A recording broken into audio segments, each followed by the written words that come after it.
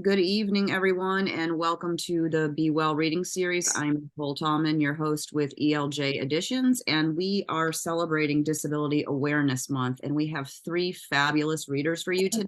We have Clifford Brooks, we have Jen Karetnick, and we have Travis Chi Wing Lau. And just to give you all a quick run of show, we're going to go in alphabetical order of last name. Each reader is going to read for about 15 minutes.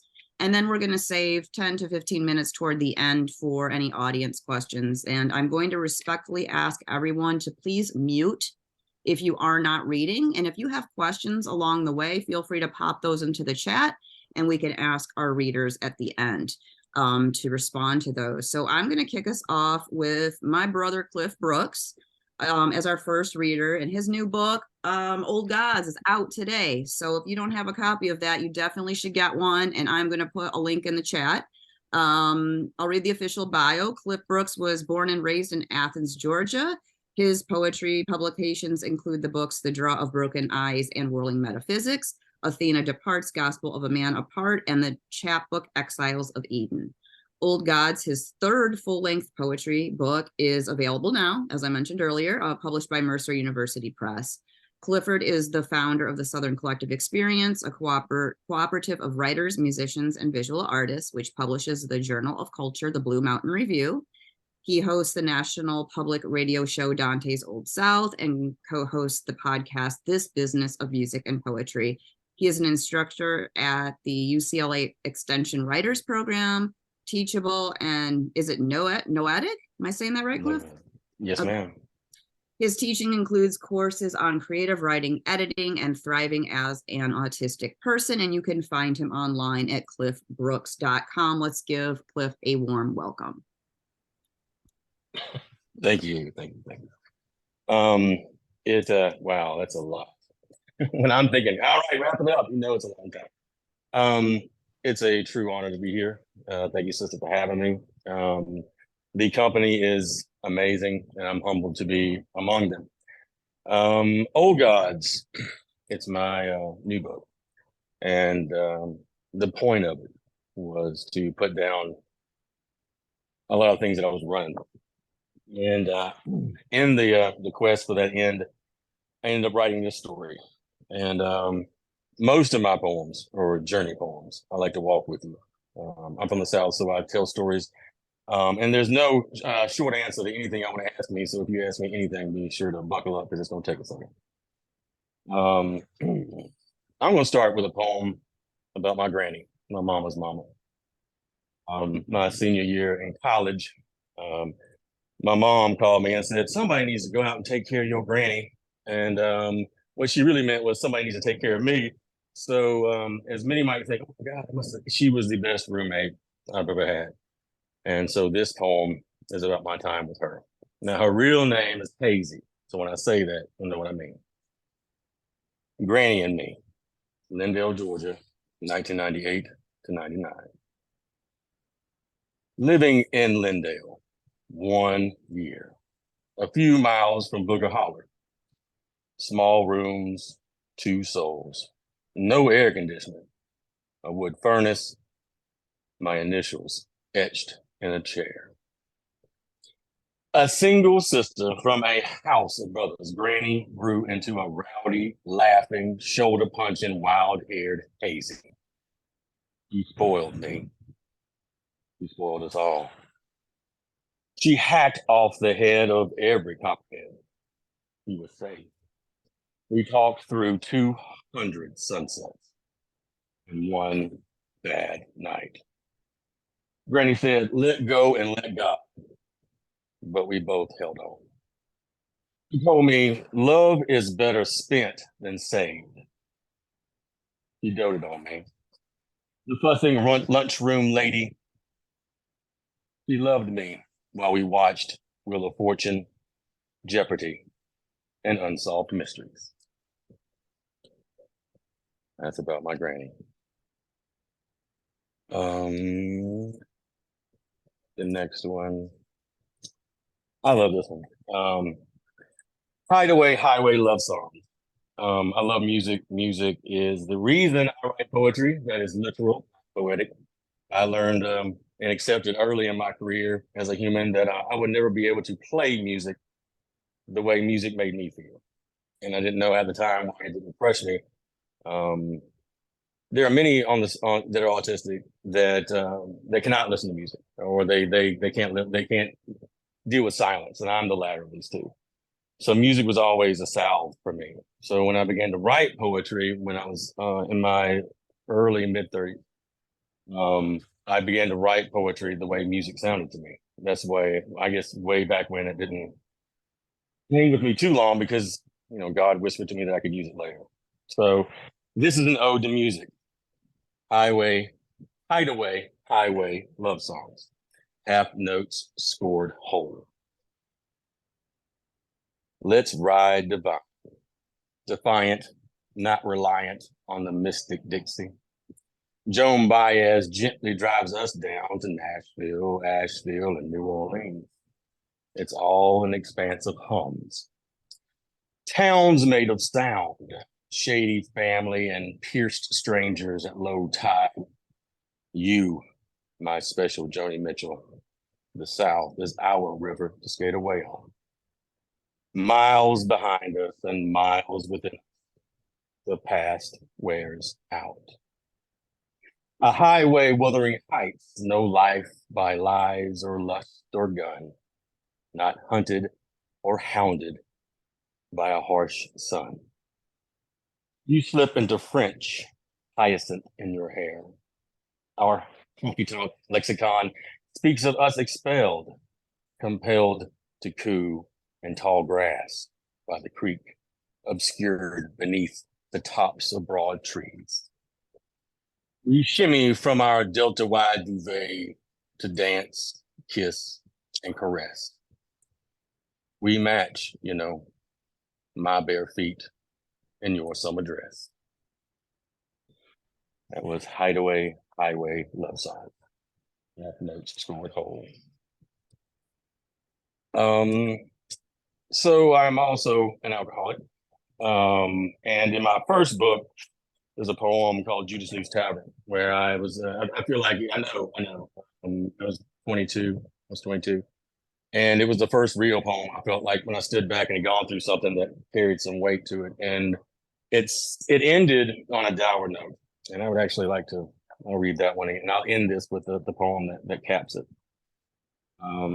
With Judas News Tavern, as I look that up.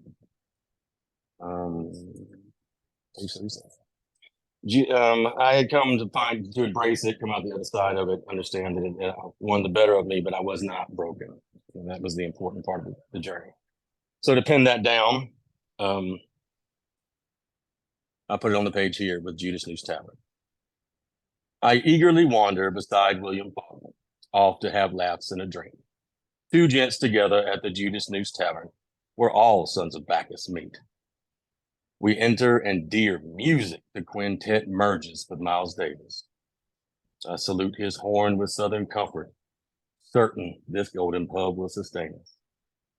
My cuffs pressed, shoes buffed to a shine, while sitting cocky there came a lady. A succubus, a curse, a sexy suicide. I heard earlier it emptied Bukowski.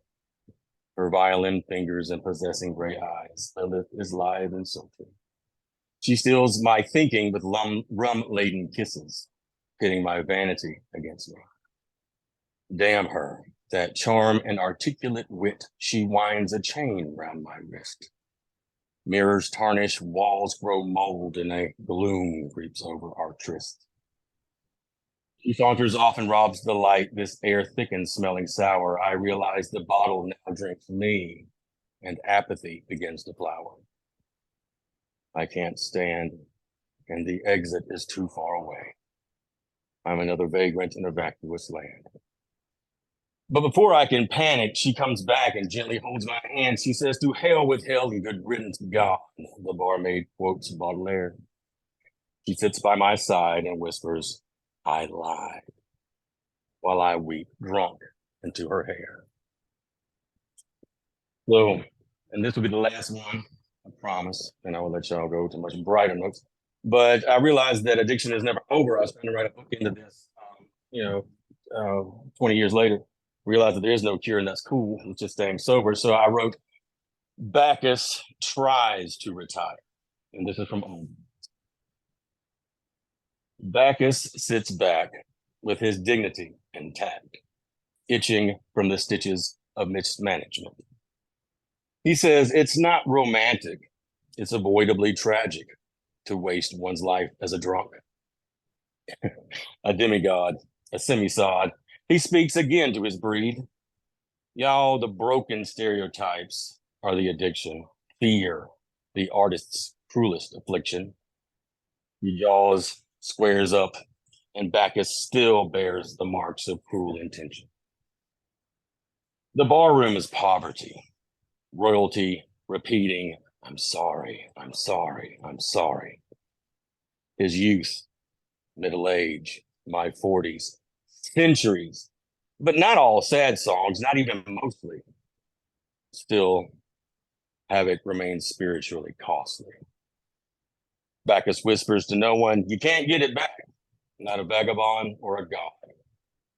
A moment of silence, the cross, and a nod.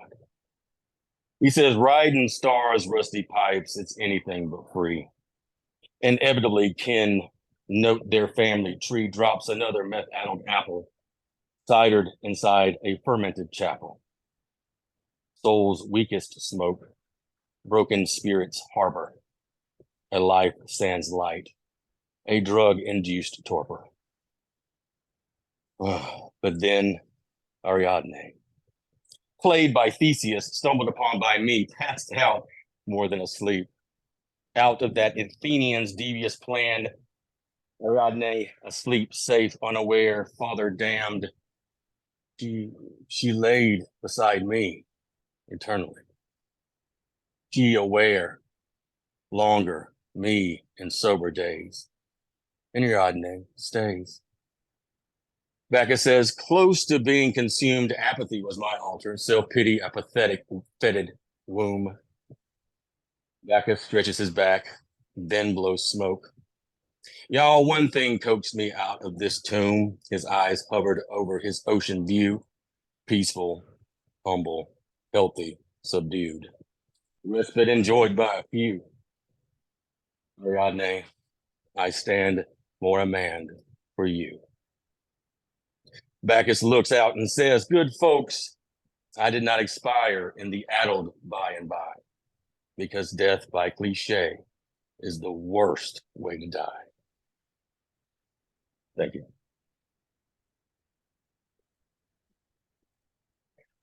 That was fantastic as always, brother. Thank you so much. Let's see. I'm gonna go to Jen next. Jen is the winner of the 2022 Cider Press Review Book Award for Inheritance with a High Error Rate in January 2024. Jen Karetnick is the author of 10 additional poetry collections, including the chapbook What Forges Us Steel, the Judge Judy poems, which is coming out from Alternating Current Press in July of 2024.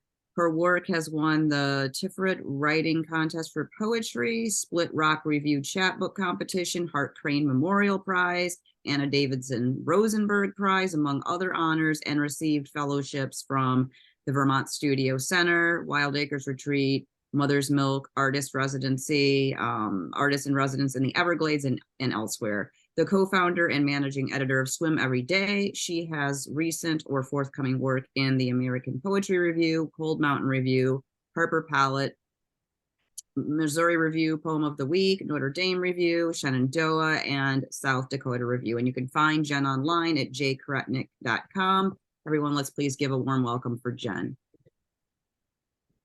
Thank you so much. I have my own private audience right here. I've got my husband, my 2 support dogs, dachshunds. You might hear them because they're not very quiet. I'm going to start with a love poem for said spouse, because I think in the disability and chronic illness community, we often forget who is the one who takes care of us. And that's this guy sitting right here.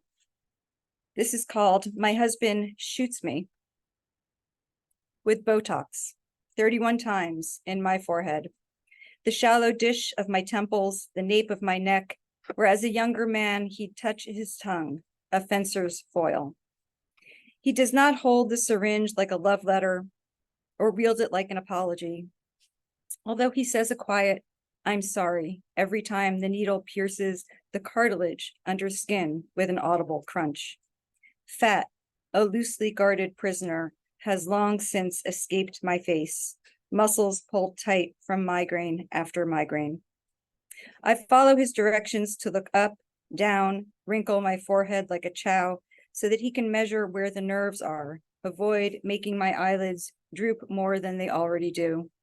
He assures me the puncture marks will fade, the medicine diffuse, block the transfer of pain, lengthen the staccato of light. 3 decades ago, he practiced tapping my joints as if they were ice with a rubber hammer, thumped my ribs, dug under bone for my organs and lymph nodes. Now I reap expertise, fanned by his trajectory as he wasps around me, and I wait, still within this vortex, to be stung and stung and stung. He is a neurologist, so he's not just like puncturing me for no reason. So that poem is from my most recent collection, which came out in the very, very heart of the pandemic. Nice pandemic baby. And it does have quite a few poems about the various illnesses that plague me. I have a primary immune deficiency and a metabolic disorder and an autoimmune disorder and a whole bunch of other fun things that go along with those things. And it really bothered me during a lot of the election campaigns before then, when people would argue about healthcare. And this next poem is a direct quote that a Republican representative said, and this is the title: "Nobody dies because they don't have access to healthcare. Nobody knows about how the fingers of fog have blown the fuses of her synapses until the email has been sent and returned, the form submitted incorrectly, the name misspelled but published anyway. Even her conversation has retractions most days. Then nobody can't find the words she wants and substitutes the silence of a search party, whose communication is the weak stuttering of drugstore flashlights. But what is there anyway to say? A poorly balanced budget of cellular call and response, toxic to herself. Nobody only pre-exists before what is not likely to be a grand exit, but the kind few notice, like the melting of those sneaky slivers of ice in a dry martini. Nobody's digestive organs have joined a union to limit the hours they want to work. Nobody's muscles and joints resist like dogs who think their humans are on the other side of the door, who have not really left and are up to playing some sort of cruel trick. But it's a matter of willpower, healthy eating, giving up that Diet Coke, more water, says everybody nobody meets, who all recommend hot yoga as correct as House Republicans. Tomorrow, it's time to take that advice instead of pills. Invest in ClassPass rather than Blue Cross Blue Shield, and believe that in decades, nobody will still be posing in the light steam, awash with joy. Look at her now, already, how nobody sweats and laughs. One of the things that I do have trouble with, this is a poem I've never read out loud, and I don't know how it's going to sound. But one of the things I struggle with is actually digestion, which is kind of a weird thing because I've been a food writer and a dining critic for more than 30 years. So gastroparesis, which is actually what it's called, has slowed down my digestion to the point where sometimes the food, my body thinks it's poison and will eject it. So people always ask me what my diet is and how do I remain so thin when I eat so well? And this is the answer. I thank gastroparesis for giving me this thin privilege, the body that I've always wanted, this chic outer layer that won't let me live in comfort inside it, doesn't choose to cooperate, a dog tugging on a choke chain, ridding itself of fuel, of nutrients, by refusing to digest. So simple how these killed nerves don't register the push of a meal sitting in the stomach, won't pass it down the line, allows it instead to become the poison I always believed food to be when I was younger. In high school, I skipped breakfast and lunch, forced to eat dinner with my parents, who were bewildered by a daughter at 80 pounds. And still I was rounder than I thought I should be, breasts nestling in sports bras like belly fat kittens, too ample to go unnoticed when I went for a run or cradled a soccer ball. Now we call this kind of diet intermittent fasting, and my chest is a pitch of roots, each rib a touchline. A sample size and unfit fit model, I watch waistbands and children disappear into history. The envious want to know how I keep myself so slim. My hip bones smile. My smile lies, cheekbones fake, injected. I only tell poems how sick I am of being sick. Nights hunched over toilets, giving back Wagyu beef and prawns flown in from the Mediterranean, the luxury my body thinks is bacteria. There are people starving in detention centers in my adopted hometown, and I'm vomiting the good stuff, cramping in waves. I can't fix this. The doctors shrug, say it's permanent, dismissing me until the researchers learn how to regrow these kinds of nerve cells, shrunken like my clothes, like the compassion somewhere is a label, pretending to be alive when they too are dead inside. And the last one I'm going to read from this book is for my son, who had the misfortune to be growing inside me when I was probably at my sickest. This is a ghazal, and it's called Chronic Illness, Ars Poetica. And I wrote it on his 18th birthday when I was too sick to go get him a gift. When I think birthday, I think about labor. When I think happy, I think too about the labor it takes the face to muscle a smile, the labor of actin and myosin. When I buy his cake, the labor it took to bake it feeds me guilt because my labor is limited to the car's ignition, the transmission of labor. Even getting out of it, for me, is empty tank labor. On this occasion, I write a poem, but it is labor intensive, and my subconscious blinks, peers, laboring like San Francisco's through the fog, their ritual evening labor. Blame it on the viruses my body carries, forced labor, those that I surely passed on to him long before labor. Eligible now, we will visit the physician whose labor it has been to identify those who can no longer labor, and why, and what failing mechanisms are laboring to make them, us, this way. Part of the adult labor force on this day, his gift from me is mitochondrial labor. He too feels this fatigue. What else is there to be labor? I'm going to read just a few more. This is throwing it way back. This book is called American Sentencing, and I named it after a form that I had invented probably about, 15 years ago. And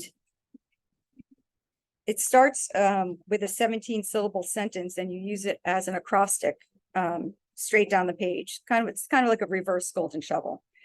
I originally wrote, this is actually the very first one I wrote, and there's a dog. I wrote it for my mother because you don't get your illnesses out of nowhere. Just like I gave mine to my kids, I got mine from my mother. So this is called The Invention of Amniocentesis. And my mother was either very fortunate or very unfortunate to be one of the first people to receive amniocentesis, but they had not invented the other really important part of amniocentesis, which is the imaging where you can see where the actual baby is. So they poked her a lot. Now they know you should only poke somebody once, or you have the risk of losing the baby. The sentence that actually goes down the side of the page is, "Mother, you give birth like a spider, and I harbor your rash of eggs." So you can listen for those words. Mother, in your womb, I am an experiment. You pass on not immunity, but its silvery underside. Give permission for the needle like an arrow to birth holes in this temporary home. Sip the fluid like a taster of fine wines without the benefit of a visible image. No bigger than a black widow spider, the doctors must guess where I am and agree there is nothing to be done. I am poison to both of us.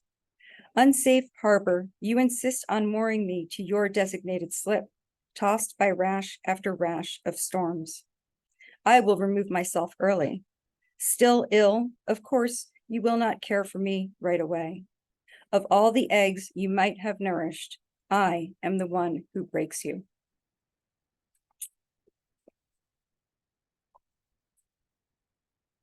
And I just have a couple more. This too is an American sentence acrostic. During the pandemic, I wrote 26 of them, all in alphabetical order, because I'm a little crazy. And this is called Echo. You are bare-breasted and mask-mouthed, watching the lines rise on the monitor, then fall in scaling planes.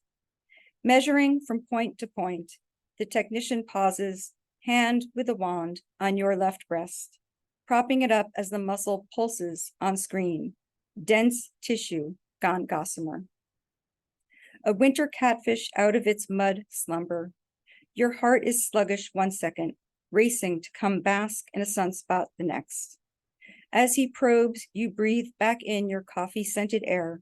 Count the times the fish tries to flip, evading the hook. After, the cardiologist inventories your life, says that he too lost his brother young to a widowmaker without warning. But your tachycardia is idiopathic, if anyone is asking. The fish wants out of the lake of your throat, wants to know why it's swimming, gills exposed, awake in the wrong season.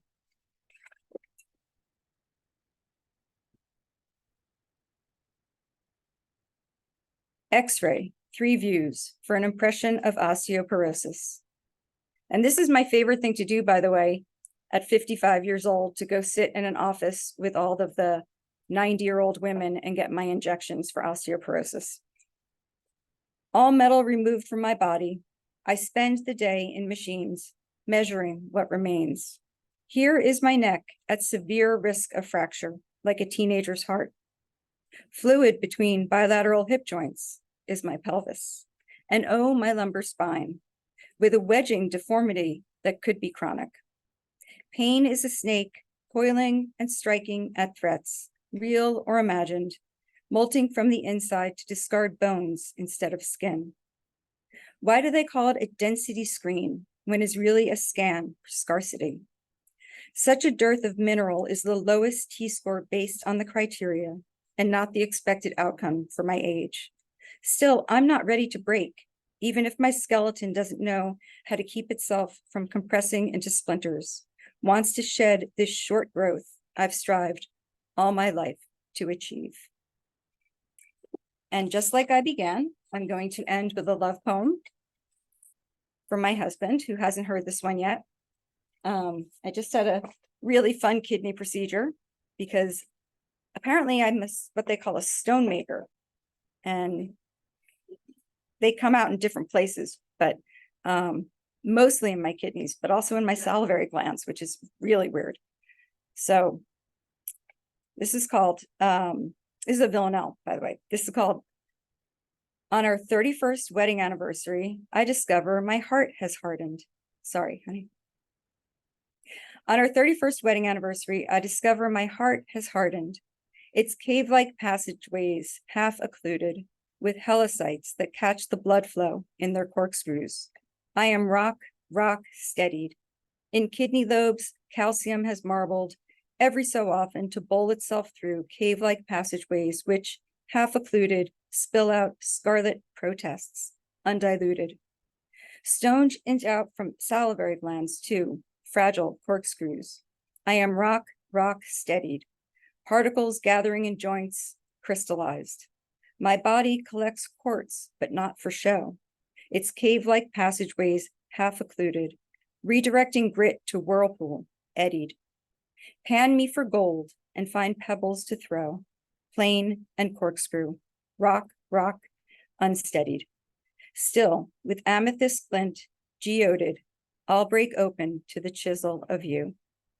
My cave-like passageways half occluded, not yet screwed, I'm rocked by rocks, am steadied. Thank you so much for listening. It was a pleasure to be here.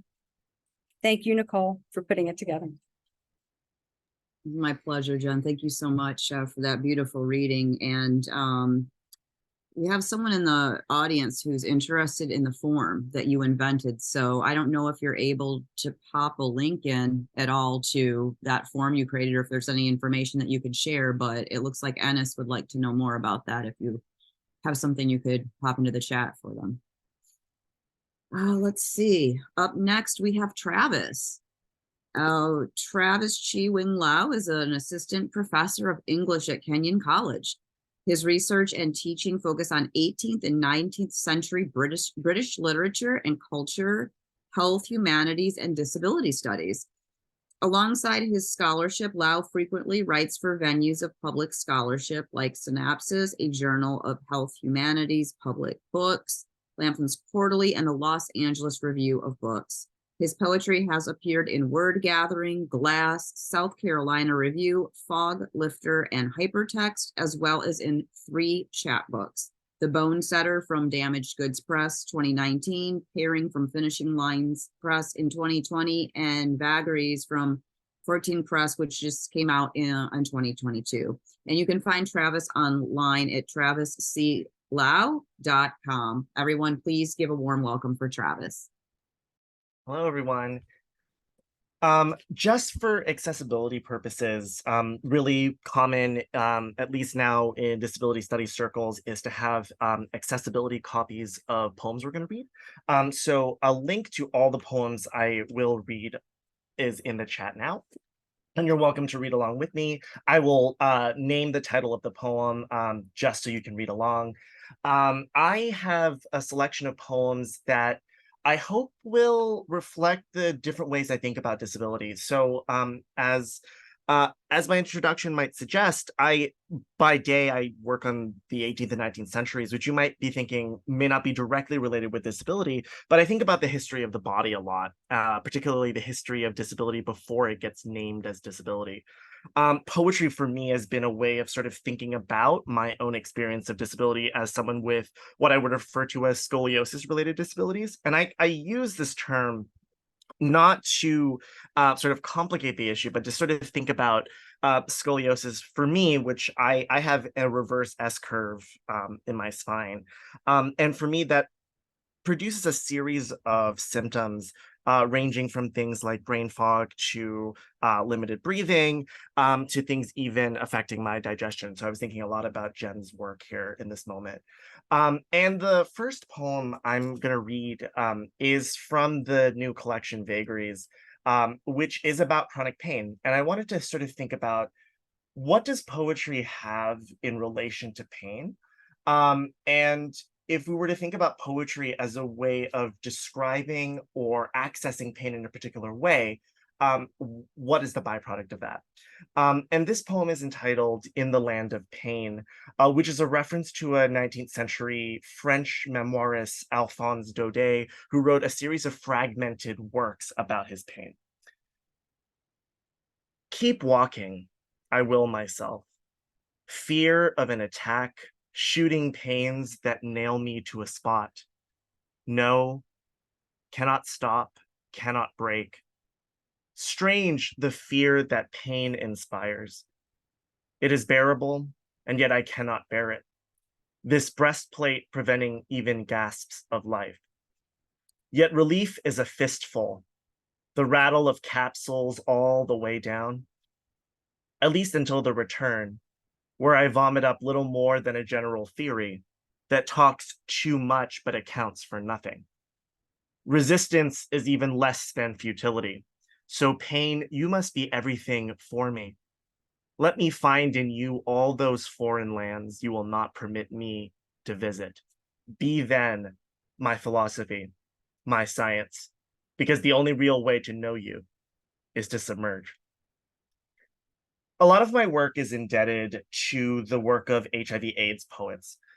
So much of how I learned to write about the body was reading the poets from the 80s and 90s, trying to grapple with what it means to seriously write about the body in moments of loss, decay, destruction. And there was a really powerful portrait taken by a photographer of a man named Ken Meeks. And Ken Meeks sort of became the poster child for HIV/AIDS activism because you can see him in his hospital gown, and he has what are the sort of telltale signs of um, uh, the HIV's conversion into AIDS, which is Kaposi sarcoma, which are essentially lesions that are black on the skin. And I remember seeing that portrait for the first time as a young gay man, trying to understand what it meant to identify as gay and to think about the history that's attached to it. So this poem is entitled "Elegy for Ken Meeks," and this is after the HIV/AIDS poet Paul Monette, who wrote this incredible collection called Love Alone, which I think to this day might be one of the most important collections to my work.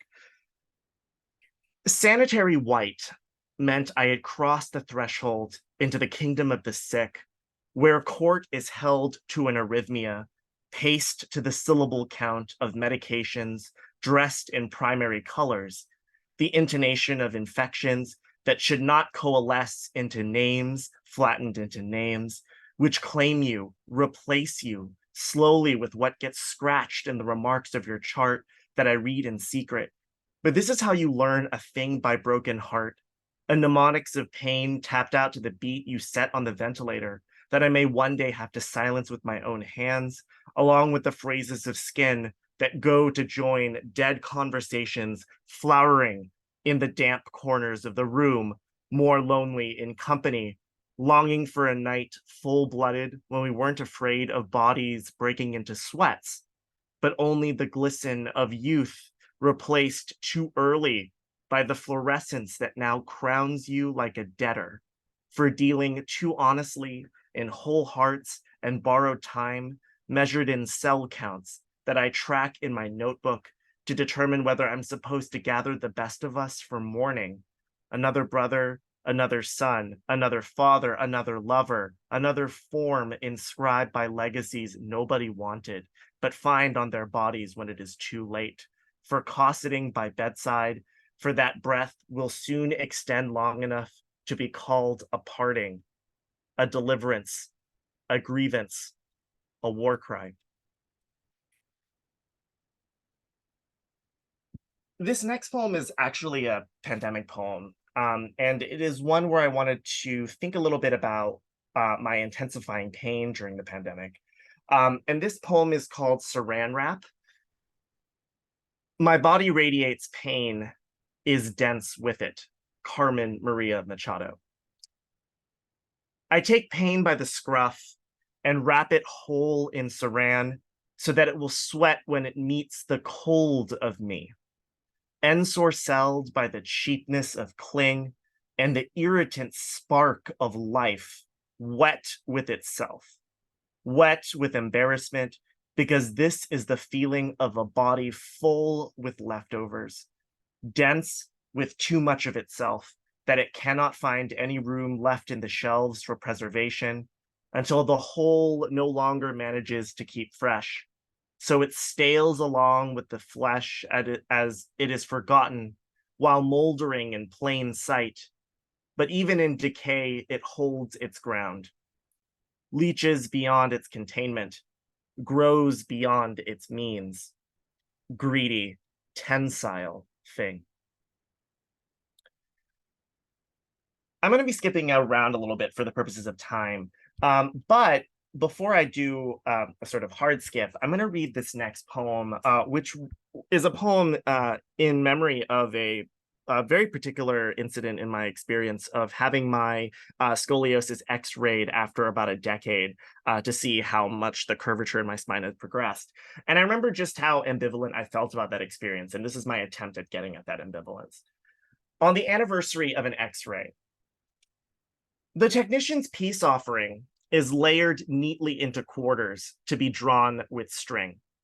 a gown to cover what will be exposed to the light of truth, sharp, cold, how it makes an opening of me, to an augur hiding behind screen and oath, when verdict reduces flesh to word, spare and sanitary, without the traces of filth that separates me from a number, a call, a value.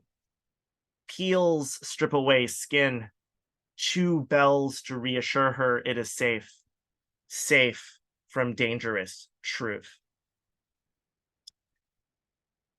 I think a lot about medicalization, and the last few poems I have to read are attempts at thinking about how to respond to the medical industrial complex and what it means to navigate that as a disabled person. I'm going to read an older poem and then read fairly new work from a new collection I'm working on that's about tenderness and care. And this poem is from my first chapbook, The Bone Setter, which is about receiving chiropractic care. And the sort of strangeness of endlessly going to your chiropractor and not necessarily getting to the root of the issue. For me, it would have been surgery, but that surgery did not necessarily end in good things, I'll put it that way. So this poem is entitled Cure. Cure. When no symptoms persist, when there are no complications, when the X-rays betray nothing else, when the problems have no reason, when you can trace no origin, when I pass the tests in order, when I give the right answers, when I imagine a difference, when you declare it to be, when I stop coming.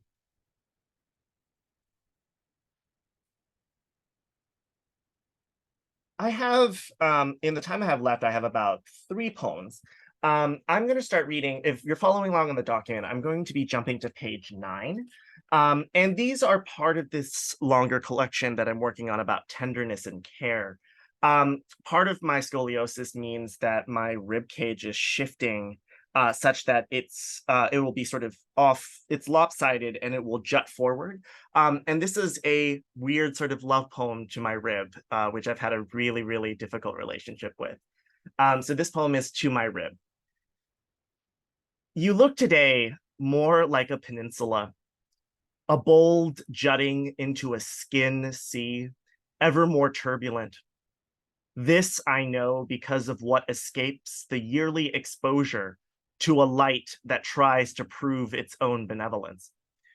You seem to crave secession from this aching formation, this rude construction, barely wanting to remain fastened to itself, as if this is what it means to hold oneself in contempt, a slatternly cling to what would rather be elsewhere. It took me a long time to let anyone, let alone a partner, touch my back for a really long time. And I wrote this poem, versions of this poem, when that first moment happened, but I finally rewrote it into a shape that I really love. And this poem is entitled Dorsality. When I let him touch the small of my back for the first time, I thought a fin would erupt forth to ground me while I learned to breathe in new waters, this first and sacred time when I was becoming something else, entirely too slick. For the flesh I know must stay in motion or risk never moving again. If I have enough time, actually I have time for just one more, and I'll read one that I've actually never read before. This is the last poem in this packet of poems on page 13, and it's entitled Re-Encountered Months Later. This is actually reflecting on a really difficult experience with a former partner who wasn't particularly, let's just say, compassionate with my experience of disability.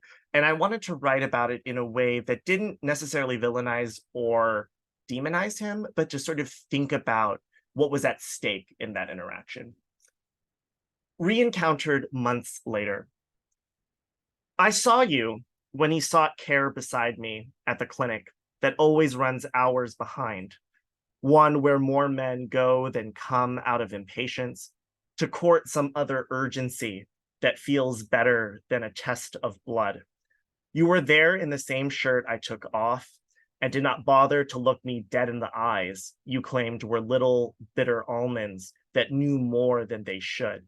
Because the last thing you did was hurry to escort me down the hard stairs that would break no fall, after I relented and realized the cold of it, the cold of you, a persistence that gets to claim innocence, where the no never comes, only the yes, skips in the recording, offering but the shallowest relief of a rehearsal we both do, that leaves a collision of two less slippery than in fact always already was. As I walked out of your brownstone, I bathed in the coolness of former heat, slowly buffeted by what I could not see, yet knew encircled me, the beginning of a familiar siege.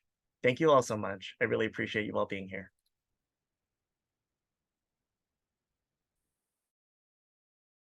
Wow, thank you so much, Travis. That was an absolutely stunning reading, and it's a pleasure to have you here. And thank you all for being so good with time. I didn't have to ask anyone to wrap it up, which sometimes is rare. We don't really seem to have a whole lot of questions in the chat here. So I think what I'm going to do is I'm going to ask the audience if anyone has any questions for Cliff or Jen or Travis to whatever you're comfortable with. I guess you could either raise your hand in the feature here, or you could pop it into the chat. I think Ennis has a question. Oh, yeah. I want to know, like, how do you find community and like fellow writers to be in community with, specifically as a disabled poet and somebody working in disability poetics? Because that's something that I've been finding myself grappling with, and I wanted to hear your input as more established writers. That's a really good question. Thank you for asking that.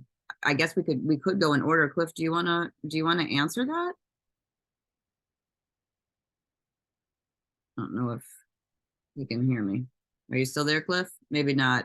Jen, you wanna take it, and then we can go to Travis, or Cliff? Can Sure. you? There's Yeah. Oh, sorry. Cliff? Go ahead. Cliff, were you talking? Oh no, yeah. Can you hear me now? Yeah. Okay. Sorry. Yeah.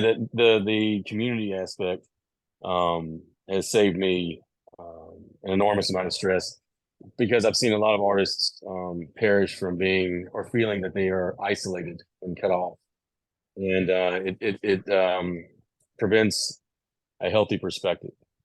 The way that I found my community was naturally online, looking for kindred spirits. There are several disability groups on Facebook. Social media has opened up the doors. People vilify it, but I mean, I've had nothing but not nothing, but I've had an enormous amount far more positive than negative.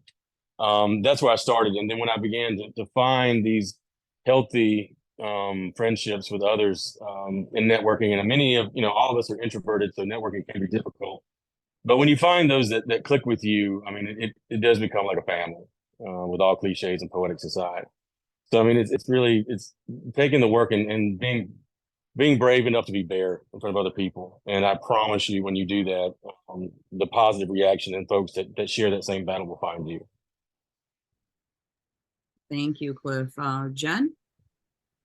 There's a very healthy disability community built by, I can't remember her name at the moment, Jennifer. It'll come to me in a second. Brain fog. Hello. Shows up when you least don't want it. It's called Zoe Glossia, and specifically for this purpose, Jennifer Bartlett. She founded Zoe Glossia because there wasn't an online or any sort of like group of disabled poets that could talk to each other or have conferences or anything like that, the way that an Asian dachshunds or any other kind of marginalized group had conferences. So that's one place you can look, and they're very welcoming. Because you don't want just a disability group to talk to, you want disabled poets or chronically ill poets. One of the ways to find those people also is, Twitter is kind of, Twitter X or whatever it is now is kind of a mess, but you can use your hashtags in your profile, and you can use whatever your illness is, and it's a good way to connect to people. In the British community, they put the hashtag spoons, and it just means that you have, like, that's their slang for I don't have enough energy to do this right now, or I will have enough energy. I do have spoons, or I don't have spoons. So it's kind of a slang word for this is how much energy I have. So there's certain kinds of ways you can connect online using some of the slang that the disabled community uses. And if you also put writing in there, then people sort of search you out. And that's a good way to connect, because you don't always have the energy to go out and find a reading or go out and attend a reading. Sometimes you feel better than other times, and you have that ability. I'm going to mute myself because my dogs are barking at something. Now I'm muted. I was going to say, we can barely hear your dog, so don't worry about it. It's not a big deal, Jen. It's fine. Travis, do you want to? I mean, I would definitely echo Zooglossia. I had the privilege of being their keynote about a year ago. It's such a warm community of writers. The Zooglossia fellows are chosen every year, and I really encourage people to apply, because not only is it a virtual conference to make it as accessible as possible, but you have poets who are really committed to the same thing. And I really echo Jen's point that it's not just other disabled people, but specifically disabled creatives who are doing this work. I would also spotlight a publication called Word Gathering, which is disability centered and disability run. Diane Weiner, who runs it via Syracuse, is just a wonderful person. And so much of my community actually came from reading and connecting with the writers I'd read there and then submitting myself. So this is a long way of saying it's a kind of a creative process where you sort of read and then end up being in dialogue with people you read. So for sure. And then also there's another journal called Snapdragon, which is another place that, it's a journal, but journals build communities, as we always see, that, you create followers, and followers meet up with each other, and then you somehow have this whole community. So Snapdragon is a place where people who are ill and disabled have published and republished, and they do take reprints too. So if you have poems that are of the medical sort, you may want to publish there. And also if you are into I like how Travis puts it, in the medical industrial complex, you can look for the kinds of medical communities that actually are encouraging now their staff that they're training to be in the medical humanities. They're introducing narratives, they're introducing creative writing classes, they're introducing literary journals into the field to encourage them to think of their patients as people, not just as something in the process that they have to treat. And in that way, it's really helpful. So there are a whole bunch of those out there now. Hippocampus is a conference that you can go to, and also there's a nursing journal. Do you remember the nursing journal? No. Okay. Chest is one. Chest is like every specialty has their own journal too. And Journal of American Medical Association, but that's really hard to get into. But you did.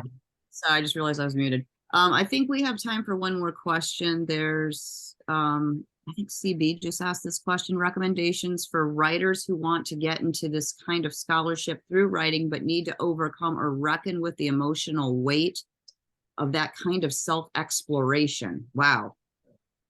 Any tips? Travis, Jen, Cliff, anyone want to take this one?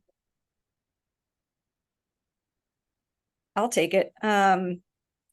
There's a lot of trauma associated with exploring your own illness and disability. And I guess it looks like we're all very calm here talking about it and, you know, reading our poetry and reckoning with our addictions and being not part of society all of the time. But there's a big grief process that you go through when you realize that you're not like everybody else and you can't do the same things that everybody is doing. And there's always something new coming at you. And you have to deal with it at your own pace. Therapy is a great way to do it, but if therapy is not for you, then there are other ways to process it. And there are many, many, many books out there, many books about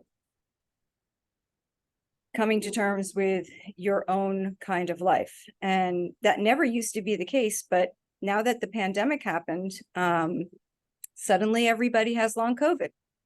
And I would never say that long COVID is a good thing, but it has certainly made a lot more people understand what has happened. You know, they used to call what I have the yuppie flu and say you're just faking it. And now all of a sudden everybody's like, oh no, I understand. You have a primary immune disorder. Oh, I get what you're going through. And I'm like, you do? Because 10 years ago, you looked me in the eyes and said, you're faking it. So it's like, you know, but there's been a whole turnover of reckoning. So you have to do the grief thing for yourself and get over your own sense of trauma, which is difficult. You know, let yourself mourn your body. Write about mourning your body. It's okay to mourn yourself. And then, you know, read what other people have had to say about mourning their bodies. And also realize that there are worse things. You know, there are many, many worse things that have happened to people. And you're still here. I have a maybe not so satisfying answer. And this is coming from me as an academic who works in classrooms. I think the way I would get at this question is I absolutely agree with Jen that there is a mourning process. And that process is ongoing. I think about this very much as my experience coming out, right? That you never stop coming out. In some ways, as a disabled person, you always have to come out to someone else who doesn't know about your conditions. So I think about it that way. But for me, as a poet, I started to really think about how, especially in chronically ill and disabled communities, so much of that writing can, especially for people who are not familiar with it, seem like it's very individual or self-centered, right? I've been accused many times by writers and readers who maybe are not as open to disability thinking, say that, oh, this feels self-indulgent or a kind of narcissistic project. But the way that I really think of good disability poetry is that it's always writing to a community of other disabled people. So the question I've been asking myself a lot is, who am I writing for and who might I be in dialogue with inevitably? So that's why in many ways I try to model that in my reading by acknowledging all my influences, because in some ways I could not get here until certain forms of discourse made possible the conversations I wanted to have. So I guess that's how I would respond to that question. Maybe not the most satisfying answer. Thank you, Travis. Cliff, did you want to add anything or are you good?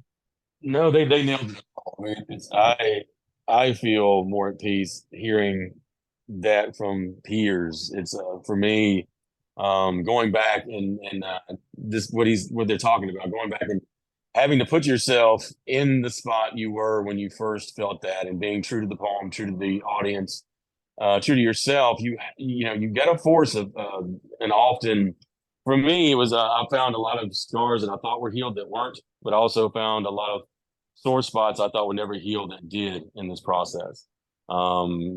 Therapy was for me an integral part of this process, because I would open up a lot of boxes with demons in it, and my therapist would help me sit those down. So those are my 2 cents. Well, thank you so much. And we're right about at 8 o'clock. Actually, we're right at 8 o'clock. So I'm going to close. And I just want to thank Cliff, Jen, and Travis once again for being with us and sharing their beautiful poetry. And I wanted to let you know that I'll be uploading this to the downloading this from the cloud, and I will share it on social media so others can watch it if they want to or share. And in October, we're going to be doing a focus on Hispanic Latinx poetry. And I have Richard Blanco lined up along with Ariel Francisco, and I have a third reader I'm waiting to confirm. So if you're interested, these are usually the first Thursday of each month. I had to do a Tuesday for this work reasons I won't get into now, but it'll be October. I think it's going to be October the 5th. Yes, October the 5th at 7 p.m. If you're interested, you can see the series on social media. And again, thank you all for being here, for asking such beautiful questions. It's a pleasure to share this space and time with you in poetry and community. And I hope you all have a really good night. Thank you again so much.